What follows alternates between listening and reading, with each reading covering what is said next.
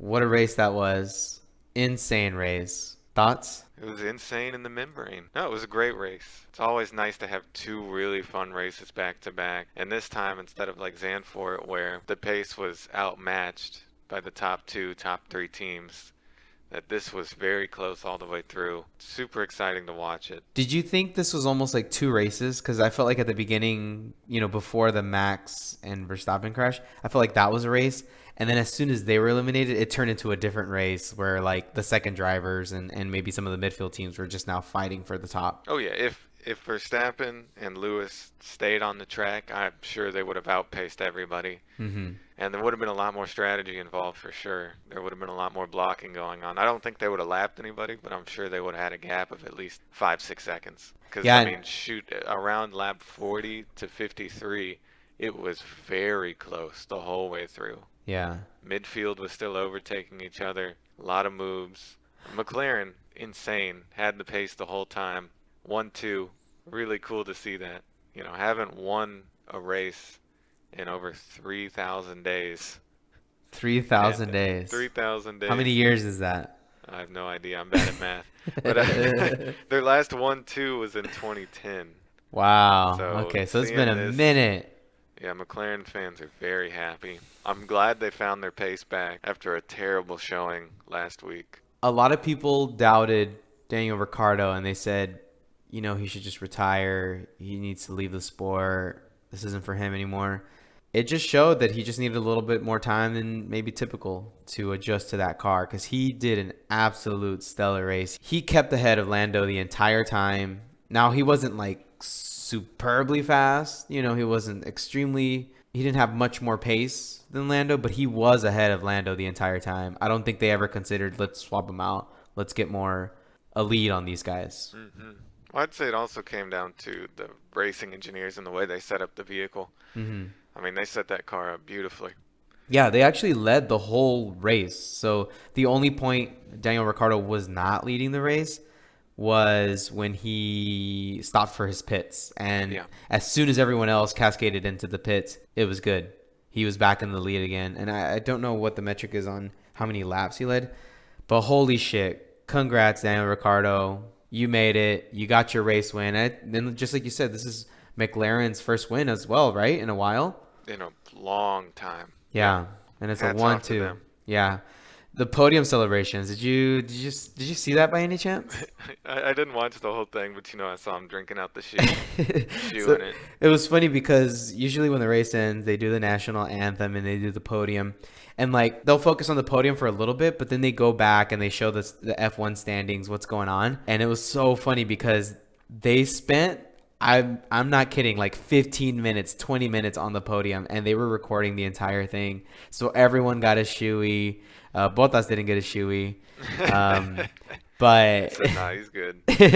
but Lando and the Zach Brown and Daniel Ricciardo, they were enjoying their shoey on the podium. His shoes look dope. Did you see them? I saw them and I was like, Yeah, I man, if they saw made a him. They're Nike pair hilarious. like that or a Reebok pair, I would 100% buy them. Oh my goodness.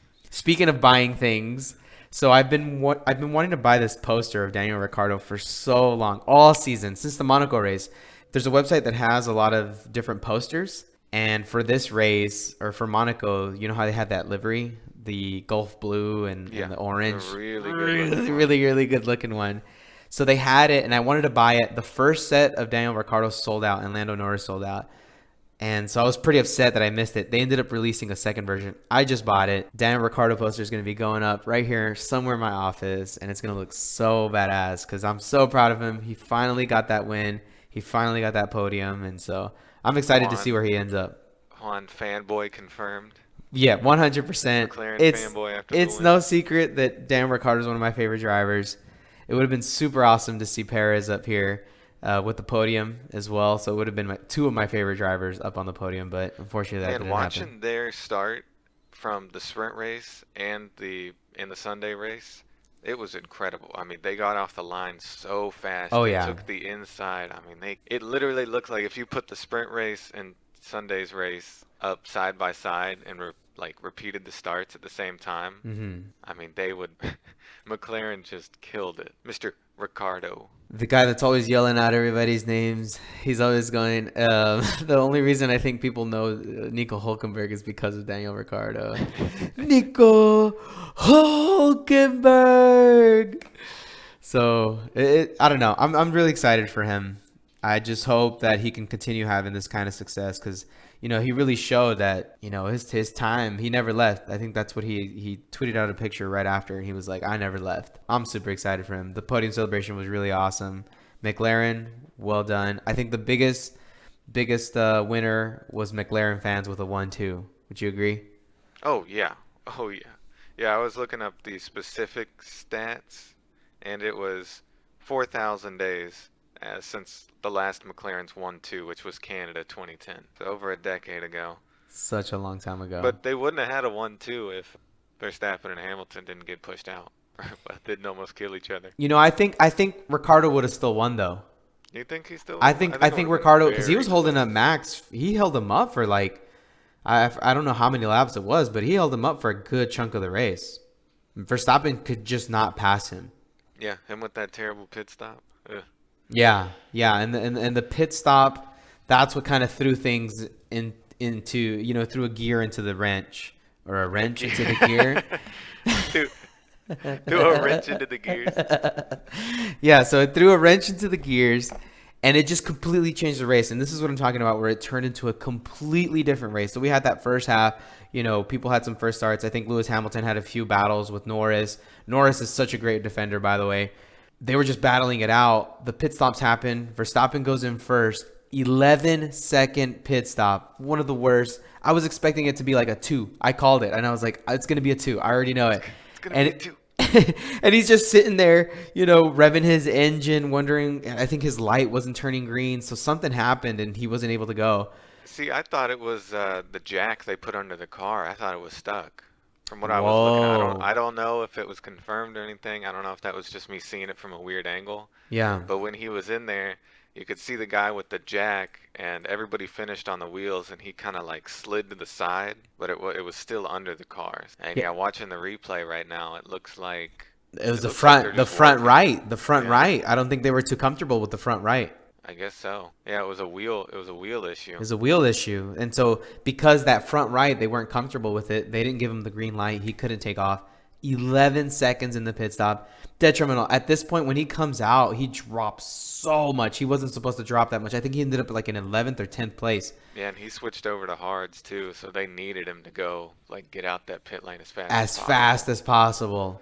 And it did not happen. Fortunately for Max, though, Hamilton and Mercedes had not an equally, but half as bad. Their pit stop ended up being a 4.5. And that was the concoction right there for the crash. If Max had a faster pit and Lewis pretty much could have stayed the same. It came down to if Max had the faster pit, they wouldn't have met at that chicane. Yeah. He wouldn't have gotten out of the pits because Max would have been faster. It was kind of two mistakes happening that kind of perfectly just caused this chaos. Yeah. And so yeah, I mean, it's crazy how those 2 times collided perfectly into them being right next to crashing. each other. Yeah. So insane showing. We're doing a separate video on that, and so we'll have a lot more detail on it. But insane pit stops, and that caused a reaction to basically feed into this second race. That was the top, I want to say 5 or 6 people just battling it out, and that was Perez, Norris, Leclerc, Sainz, Ricciardo, just battling it out for those top positions. And I think they were all in podium contention the entire race, the rest of that. Yeah, it's pretty crazy how it really did come down to just a few seconds for everybody. There was nobody who was just lapping, who was just so wide out of it. And Monza's a classic track, a lot of straightaways. I didn't expect anybody to get lapped besides maybe Haas, because, they're just really slow. Fun fact on Haas, did you know that they use Ferrari engines? Yeah. I didn't know that, and I'm like, that makes so much sense. Only Ferrari knows what kind of madness is going on behind their damn engine and their aerodynamics. So it's of course they're so slow. Yeah, it's Ferrari, Honda, and Renault. The and 3 engines. Yeah, I think those are the 3 engines. Next year it's going to be Red Bull Racing Production Systems now instead of Honda. That's a lot of words for. I think I their don't know name how else to say it. It's like, come on, you can just call it Honda. their name is most likely a little more streamlined than that, but Yeah. I know with them taking over, that's going to be a huge undertaking. So, yeah, I mean, the battle in the top six was insane. I think what kind of shifted things and kind of was, at least for me, I would hope that it would have made it a little more interesting, was the Perez penalty. So unfortunately, he did get the penalty, but I thought he was going to be able to break away from the pack, maybe be able to sneak in. I think podium was out of the question. Bottas was just way too fast, but he could have definitely been battling for a fourth position if they would have gotten away. And that happened with Nikita Mazepin retiring, so that caused the yellow flag because he was next to the track, and because he retired, it closed up the gap. That ended up hoeing Perez big time because he was breaking away from the group, and he could have maybe even gotten a fourth place out of this, but that penalty just really ruined his race. He ended up joining the track kind of in an unsafe way, but he was pushed off. So No, I want to talk about that penalty. I don't believe he was pushed off. He did take the inside, but on a chicane, it's like if you're wide outside and you pull inside, you're either gonna have to surrender that position or expect the guy next to you who y'all are racing hard as hell the whole time. That like you just can't expect somebody just to give him that space. He says he was pushed off. No, I don't think so. I mean, that was between a Ferrari. with Leclerc, Yeah, his nose was over it going into that second part of the chicane. I mean, it was he was very ahead. He close. was ahead. He was I ahead. really do still think that was it was an aggressive overtake. That's what he's known for. That's true, and that's the thing. And I think Red Bull would rather see him do something like this than to just kind of hang out. Oh Yeah. wow, Yeah, yeah. from the aerial view, I mean, he didn't even try and stay on the inside. No, he didn't. And he says he got pushed off. No, he No, didn't. he totally He jumped skipped. over those bumps. Yeah, he avoided the bumps. But I think that was kind of a risk management decision. He decided to avoid the bumps, which caused him to cut the corner. But you saw what happened with Max and Lewis on those bumps on that same sausage curb, and it ended up knocking him over, out of control. He could have taken out Leclerc. He could have taken himself out of the race. No, I get it. I mean, he did what he believed was the safest way to do it instead of either braking hard while turning, which could have spun him out, or trying to get back onto the track, which could cause a racing incident. He did what was safest for the car, but again, that's a deserving penalty. Okay, He cut I'm the looking track. at it now. He 100% deserved the penalty. Yeah. He straight up just cut through it. I don't think because it was close. They were side by side. They were side by There was side. no way that because you can see signs, right? That was Carlos Sainz. Yeah, no, Leclerc. Leclerc. Yeah, Leclerc could have given him more space, but he wasn't obligated to. Yeah, you saw his reaction was late. He didn't even go aggressive on that curve because he was looking at Perez like, what the hell's going on? He was, I mean, he was looking at him like, hey, like I'm not gonna just surrender my spot, Yeah, but I'm also not gonna intentionally push you off the track. He didn't get pushed off. He got aggressive with it, which it's what he does. yeah, He jumped the track and he deserved the penalty. yeah, and that happened on lap 32. So from this point on, they were already kind of in the top. The top six were battling it out, and this race was insane. I think mainly because of Bottas. Bottas just had an unreal pace advantage. He started from the pit lane and he ended up in a podium position. That really just speaks to how fast they were on this track. He started from the pits? I think he I did. thought he started 19th.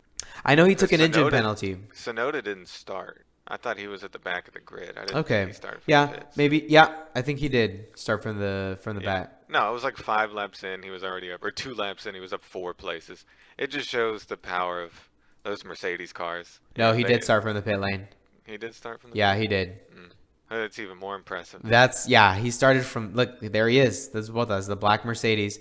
He started from the very back of the grid, ended in a podium. How do you think Mercedes is feeling about this?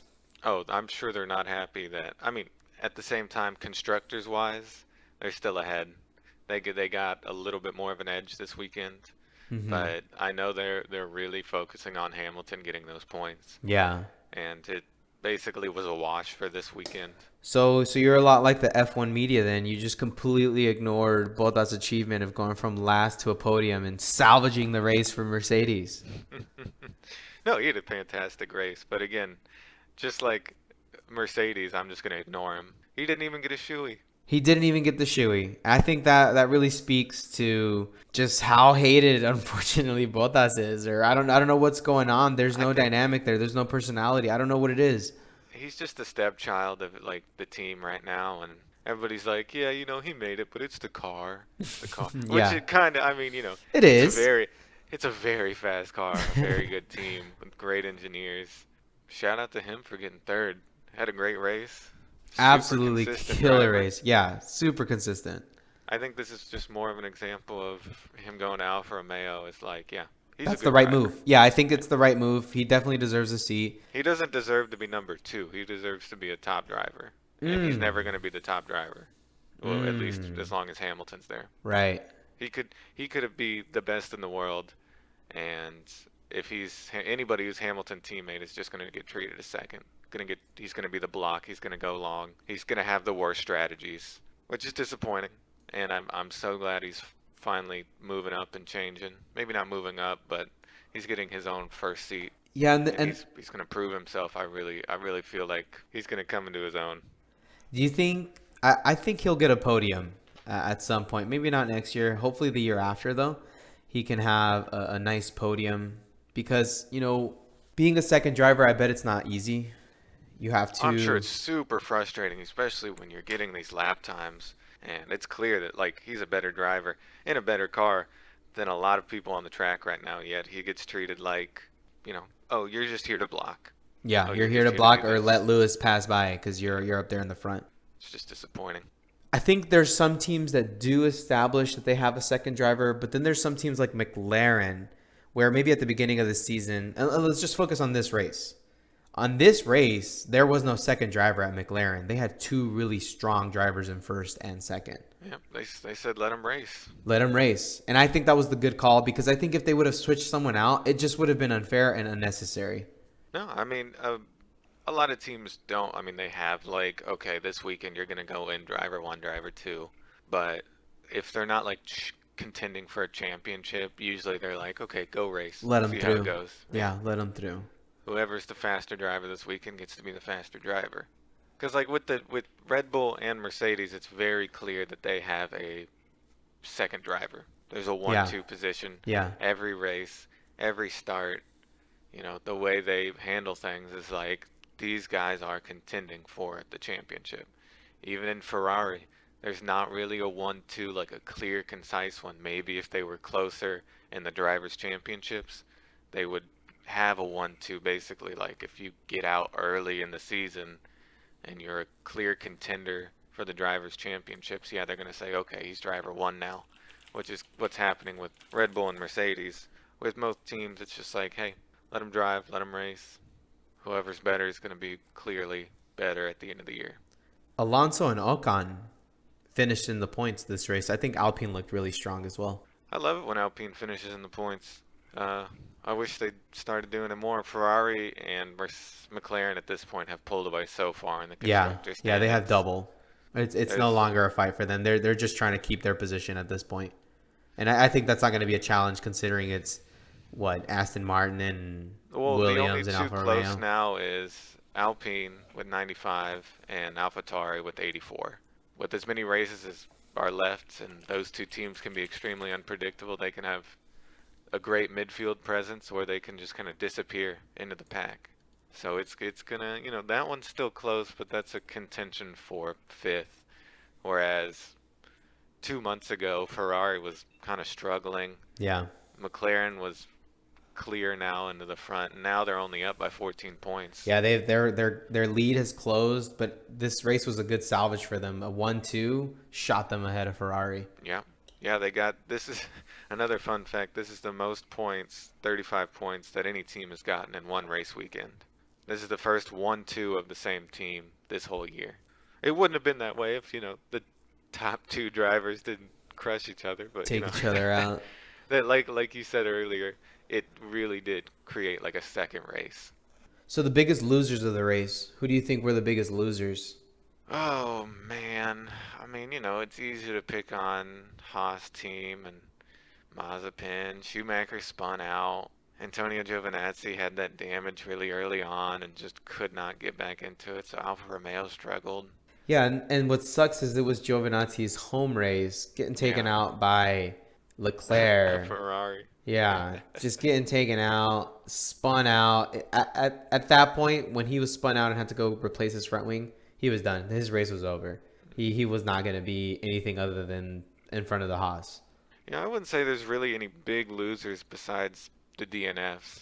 Yeah, and actually, I think that brings me to Pierre Gasly. Actually, Yeah. he won the race last year in an incredible show. Something like this happened, right? Where the top teams kind of something happens to them, some weird stuff, whether it was pit stop or crash related, and he was there to take advantage. If he would have been in the race, dude, in sixth place, he would have been in a really good spot for a podium, fighting for it at least, right? Oh, I guarantee you he'd be sitting fourth or fifth. Fourth or fifth at least. And he ended up, I think, having some troubles. They replaced some parts on his car, but I guess they didn't get it all sorted before, and he had to retire. Well, he had that crash in the sprint, and it just, I mean, you saw it. It was bad. It was And pretty bad. that's hard to repair that damage, even working overnight to get it ready for the race. Yeah. I had a good feeling that they just weren't going to start him. They did. He retired, what, 3 laps in. It's just, it was very unfortunate. The sprint races are extremely interesting, but they are risky. Yeah, I mean, think I was watching a review of a review interview from Alonso, and he said it's basically considered Q4, and teams have a lot more to lose than they have to win. Yeah. Oh, yeah. Because, these guys are racing hard the most dangerous parts of the race are the first lap. Yeah, When everybody's so bunched up. And people who are going to risk it, who are in the midfield, they're going to risk it and push.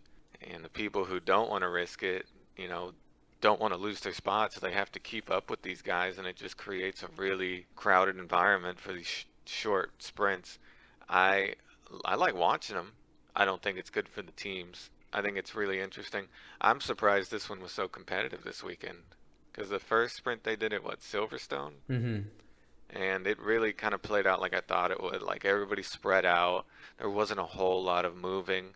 With this one, they were going hard. yeah, They went to that chicane too wide all around. People were running wide, running off the tracks, yeah. going over the bumps, like just trying to stay in the race. Are you a fan of the sprint races?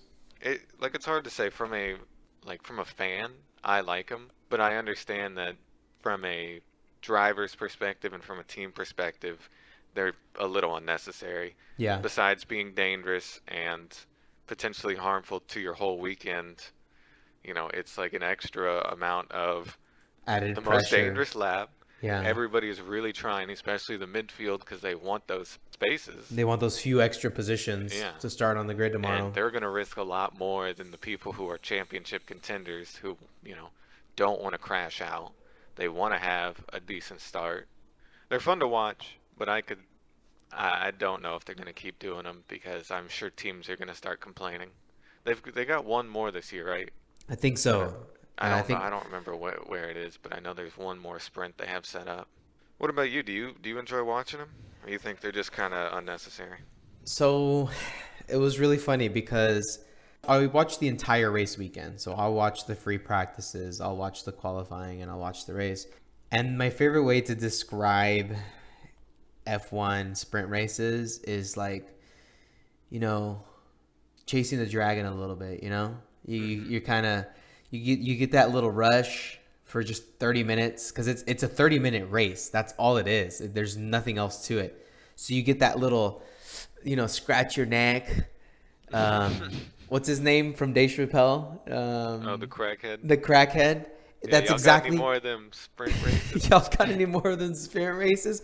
I love it. It's literally a whole race packed into 30 minutes, and a lot of craziness happens. No pit stops happen, so there's, in my opinion, very little strategy involved other than the tire choice, and it's literally just balls to the wall, drivers going at it for 30 minutes straight.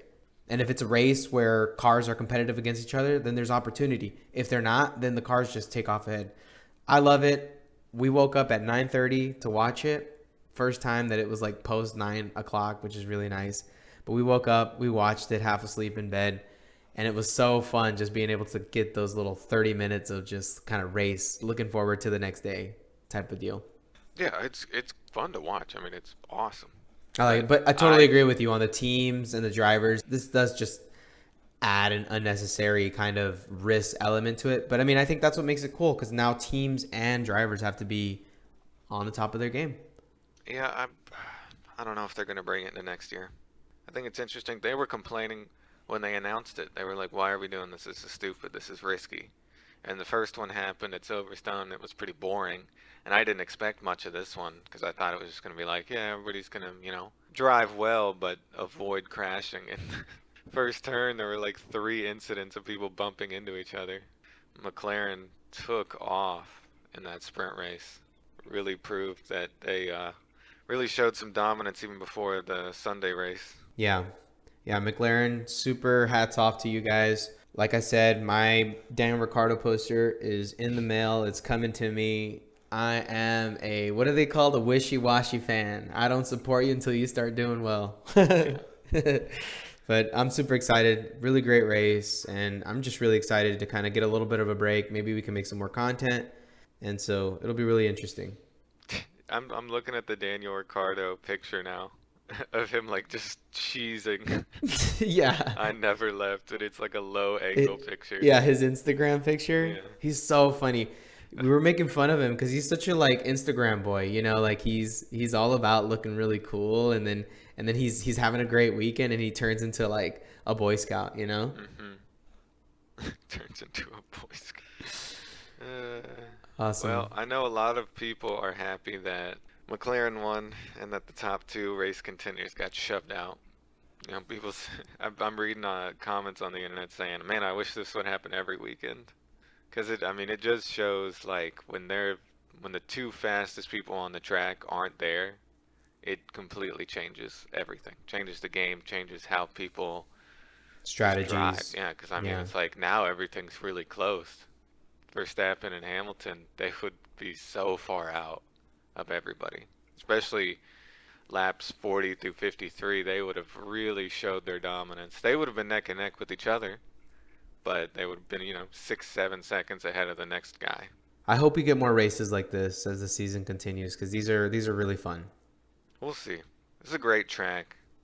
Monza is super fun. What's the next one? It's Russia, isn't it? Yep, Sochi. Yeah, I think that's going to be another one. We'll save it for another video, but that will be another one I think that people are going to get lapped.